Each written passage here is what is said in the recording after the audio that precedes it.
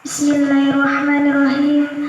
Alhamdulillahirabbil alamin. Wassalatu wassalamu ala asrofil anbiya'i wal mursalin sayyidina wa maulana Muhammadin wa ala alihi wa sahbihi ajma'in. Amma ba'd.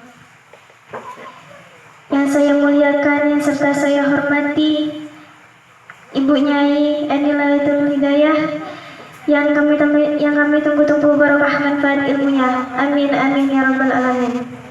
Serta para ustadz dan ustazah yang tidak bisa saya sebutkan satu persatu, yang kami tunggu-tunggu barokah manfaat ilmunya juga.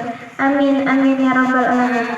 Serta kawan-kawanku seperjuangan yang dirahmati oleh Allah Subhanahu wa taala. Amin amin ya rabbal alamin. Pertama-tama marilah kita panjatkan puji syukur kehadirat Allah Subhanahu wa taala, yang mana pada malam hari ini kita masih bisa berkumpul bersama dalam keadaan sehat walafiat dalam rangka rutinan muhadarah malam mingguan dalam keadaan sehat walafiat. Amin amin ya rabbal alamin. Yang kedua, tidak lupa salam serta salam selalu kita haturkan kepada junjungan kita Nabi Agung besar Muhammad sallallahu alaihi wasallam. Semoga kita semua mendapatkan syafaatnya di yaumil akhir nanti.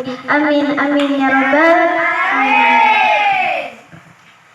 Sebelumnya saya ingin bertanya kepada teman-teman, apakah ada yang tahu apakah itu Isra Mi'raj? Ada yang tahu?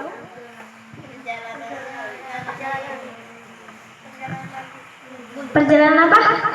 Perjalanan Nabi menuju Siratul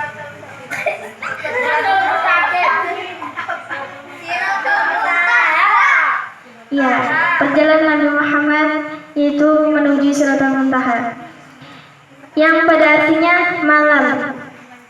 Pada malam hari Nabi Muhammad berjalan menuju Siratul Muntaha dari Masjidil Haram ke Masjidil Aqsa. Betul atau tidak? Udah pernah menjalani seperti itu apa belum? Ya belum, karena kita umatnya, bukan nabinya. Betul atau tidak? Jadi kita sebagai umatnya, umat Nabi Muhammad sallallahu alaihi wasallam, kita patut memperingati acara, yaitu memperingati Isra Mi'raj Nabi besar Muhammad sallallahu alaihi wasallam. Betul atau tidak? Kebanyakan betulnya ya. Karena Nabi Muhammad itu tidak pernah salah. Yang diwahyukan aja ke beliau itu, Allah menurunkan wahyu ke beliau, apa yang beliau terima semuanya beliau terima dengan lapang hati. Beliau limpahkan kepada umatnya hingga sampai beliau pun mati, meninggal maksudnya. Hingga beliau pun meninggal, beliau pun menyebut nama umatnya, yaitu siapa? Kita, umatnya, yaitu umatku. Betul atau tidak? Nanti kalau kita udah mati, siapa yang kita panggil? Mamaku. Benar, masa memanggil mamanya? Pasti yang kita berikan yaitu amal ibadah kita. Betul atau tidak? Apa perbedaan kita dengan Nabi Muhammad? Siapa yang tahu? Perbedaannya itu jauh. Beliau adalah seseorang yang sangat mulia di sisi Allah. Beliau itu adalah kekasih Allah. Beliau itu adalah qalbinya Allah. Betul atau tidak? Kalau kita itu siapanya Allah? Bukan. Kalau umat itu adalah umatnya Nabi Muhammad. Kalau kita itu siapanya Allah? Kita adalah hambanya Allah Subhanahu wa ta'ala. Betul atau tidak? Jadi kita sebagai umatnya Nabi Muhammad patut mengetahui seberapa perjuangan Nabi Muhammad untuk kita, yaitu Isra dan Mi'raj. Yang beliau cari yaitu pertama sholat 5 waktu. Beliau mencari sholat 5 waktu itu sulitnya minta ampun. Coba kita jadi umatnya Nabi Adam dulu, apakah Nabi Musa, Nabi Ibrahim? Katanya sholatnya tuh berrokaat, lebih puluhan rokaat. Orang kita aja yang sholatnya cuma 5 rokaatnya, masa dia bolong-bolong, benar atau enggak?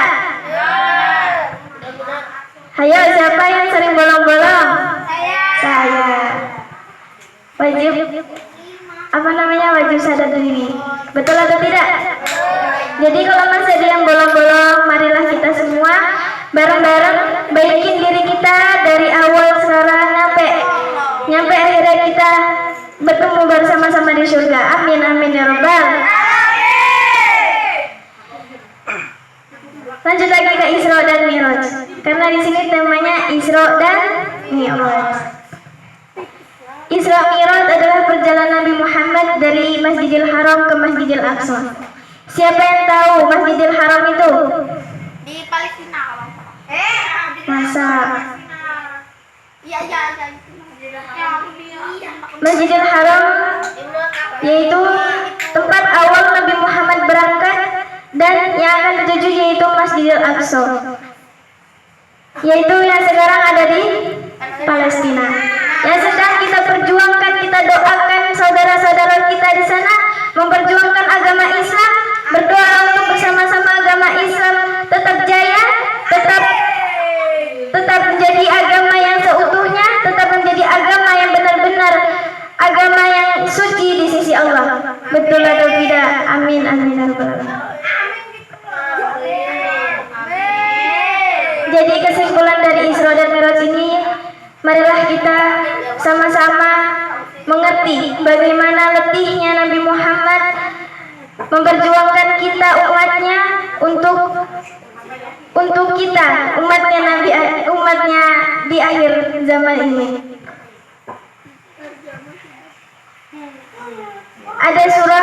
Ada Allah berfirman dalam Al-Quran, Inna ma'al usri yusra.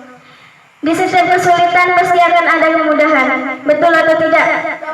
Siapa yang pernah membaca surahnya? Alhamdulillah. Karena setiap kesulitan itu pasti ada kemudahan. Tidak mungkin kesulitan itu selalu sulit. Betul atau tidak? Dan setiap kemudahan itu pasti ada kesulitan. Betul atau tidak? Jadi di saat sulit kita harus berdoa kepada Allah, meminta kemudahan kepada Allah agar kita dimudahkan kelancaran di saat kita ingin apa yang kita ingin, yaitu kemudahan. Dan saat kemudahan kita tidak harus menginginkan kemudahan terus. Pasti Allah beri kesulitan, yaitu agar apa? Di saat kesulitan kita harus meminta kepada Allah agar kita mengingat Allah, mengingat Nabi kita Nabi Muhammad SAW, seberapa perjuangannya beliau. Makanya dari situ, dari kesulitan Nabi beliau, kesulitannya beliau akhirnya mendapat juga kemudahan. Kesimpulannya sekali lagi yaitu sama-sama marilah kita mengingat seberapa besarnya perjuangan Nabi Muhammad SAW. Cukup sekian dari saya. Bila ada tutur kata yang kurang berkenan di hati teman-teman sekalian, saya mohon maaf yang sebesar-besarnya. Mau maafin apa enggak? Alhamdulillah. Saya tutup. Wabillahi taufiq wal hidayah, waridho wal inayah. Assalamualaikum warahmatullahi wabarakatuh. Salam Nabi Muhammad.